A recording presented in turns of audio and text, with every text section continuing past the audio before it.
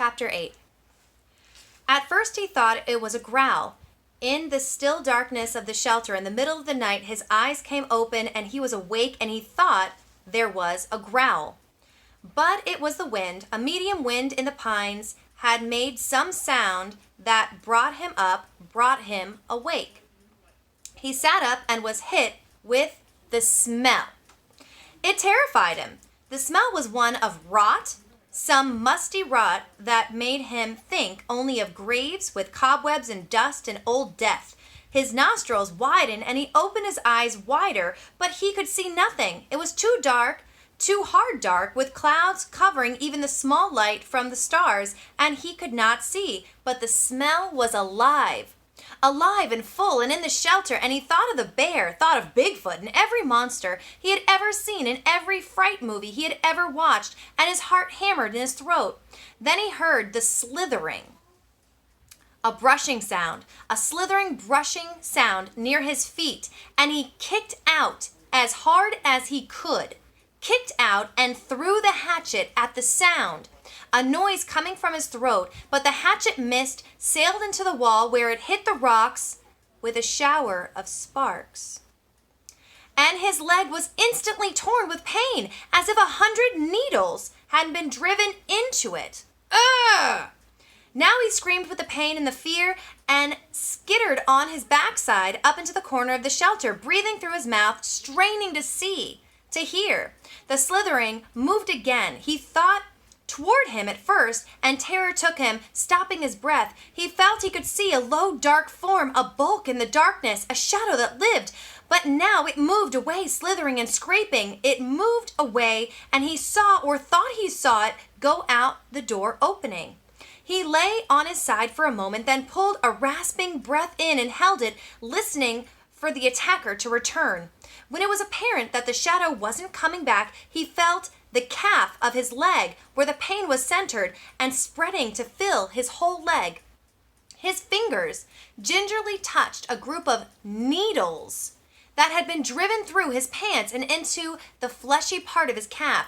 They were stiff and very sharp, and on the ends that stuck out, and he knew then what the attacker had been.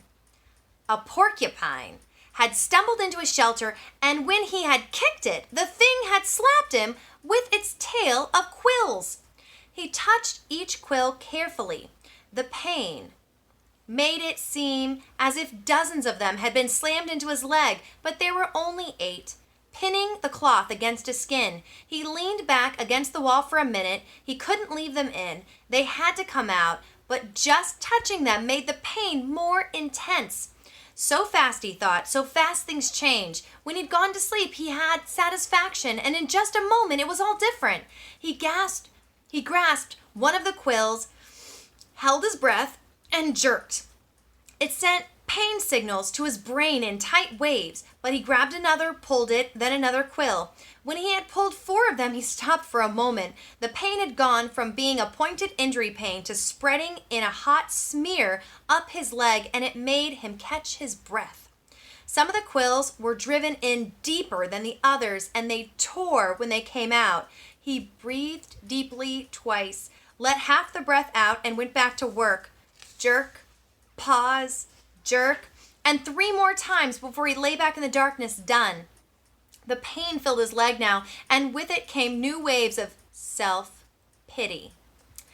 Sitting alone in the dark, his leg aching, some mosquitoes finding him again, he started crying.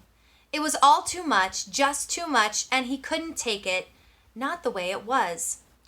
I can't take it this way, alone with no fire and in the dark. The next time it might be something worse, maybe a bear, and it wouldn't be just quills in the leg, it would be worse. I can't do this, he thought again and again. I can't. Brian pulled himself up until he was sitting upright, back in the corner of the cave. He put his head down in his arms across his knees with stiffness, taking his left leg, and cried until he was cried out. He did not know how long it took, but later he looked back on this time of crying in the corner of the dark cave and thought of it as when he learned the most important rule of survival, which was that the most important rule for survival.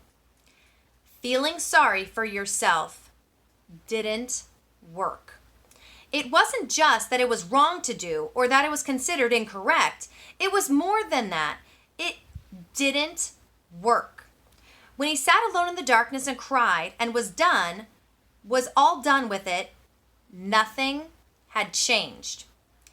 His legs still hurt. It was still dark. He was still alone, and the self-pity had accomplished nothing. This is something good for us to remember, for everyone to remember. Self-pity, feeling bad, boo-hoo, life is so hard, doesn't do anything. Cool, acknowledge it, suck it up, get over it, and make things better, because that's the only thing you can do. Crying in a corner and complaining ain't gonna change nothing. You gotta remember that. This is a good thing. This is why we're reading this book. It's a lot of good life lessons and really important stuff to remember, especially next year when it's all brand new. At last he slept again, but already his patterns were changing and the sleep was light, a resting doze more than a deep sleep, with small sounds awakening him twice in the rest of the night. In the last doze period before daylight, before he awakened, finally with the morning light and the clouds of the new mosquitoes, he dreamed. This time it was not of his mother, not of the secret, but of his father at first, and then of his friend Terry. In the initial segment of the dream, his father was standing at the side of a living room looking at him, and it was clear from his expression that he was trying to tell Brian something. His lips moved, but there was no sound, not a whisper. He waved his hands at Brian, made gestures in front of his face as if he were scratching something, and he worked to make out a word with his mouth, but at first Brian could not see it. Then the lips made a shape, but no sound came.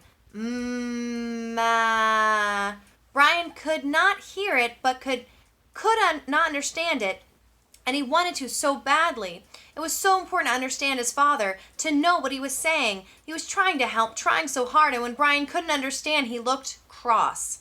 The way he did when Brian asked questions more than once, and he faded. Brian's father faded into a fog place. Brian could not see, and the dream was almost over, or seemed to be, when Terry came. He was not gesturing to Brian, but was sitting in the park at a bench looking at a barbecue pit, and for a time nothing happened. Then he got up and poured some charcoal from a bag into the cooker, then some starter fluid, and he took a flick type of lighter and lit the fluid. When it was burning and the charcoal was at last getting hot, he turned. Noticing Brian for the first time in the dream, he turned and smiled and pointed to the fire as if to say, "See, a fire." But it meant nothing to Brian except that he wished he had a fire. He saw a grocery sack on the table next to Terry. Brian thought it must contain hot dogs and chips and mustard, and he could think only of the food, but Terry shook his head and pointed again to the fire. And twice more he pointed to the fire, made Brian see the flames, and Brian felt his frustration and anger rise, and he thought, all right, I see the fire, but so what? I don't have a fire. I know about fire. I know I need a fire. I know that. His eyes opened, and there was a light in the cave, a gray dim light of morning. He wiped his mouth and tried to move his leg, which had stiffened like wood. There was thirst and hunger, and he ate some raspberries from his jacket. They had spoiled a bit, seemed softer and mushier, but still had a rich sweetness. He crushed the berries against the roof of his mouth with his tongue and drank the sweet juice as it ran down his throat. A flash of metal caught his eye, and he saw his hatchet in the sand where he had thrown it at the porcupine in the dark. He scooched up, wincing a bit, when he bent his stiff leg and crawled to where the hatchet lay. He picked it up and examined it and saw a chip in the top of the head. The nick wasn't big, but the hatchet was important to him, was his only tool, and he should not have thrown it. He should keep it in his hand and make a tool of some kind to help push an animal away. Make a staff, he thought, or a lance, and save the hatchet. Something came then, a thought, as he held the hatchet, something about the dream and his father and Terry, but he couldn't pin it down. He scrambled out and stood in the morning sun and stretched his back muscles and his sore leg. The hatchet was still in his hand, and he stretched and raised it over his head, and it caught the first rays of the morning sun. The first faint light hit the silver of the hatchet, and it flashed a brilliant gold in the light, like fire. That is it, he thought. What they were trying to tell me. Fire. The hatchet was the key to it all.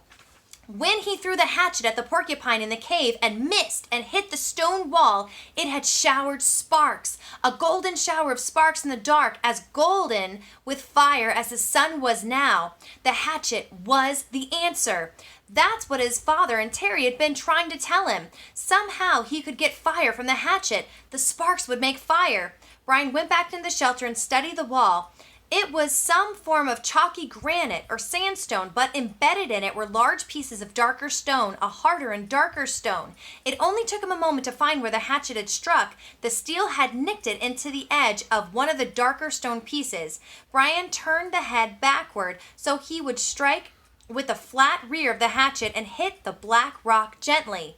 Too gently, and nothing happened. He struck harder. A glancing blow, and 2 or 3 weak sparks skipped off the rock and died immediately. He swung harder, held the hatchet so it would hit a longer, sliding blow, and the black rock exploded with fire. Sparks flew so heavily that several of them skittered and jumped on the sand beneath the rock, and he smiled and struck again and again. There could be fire here, he thought. I will have fire here, he thought, and struck again. I will have fire from the hatchet. And that's the end of chapter 8.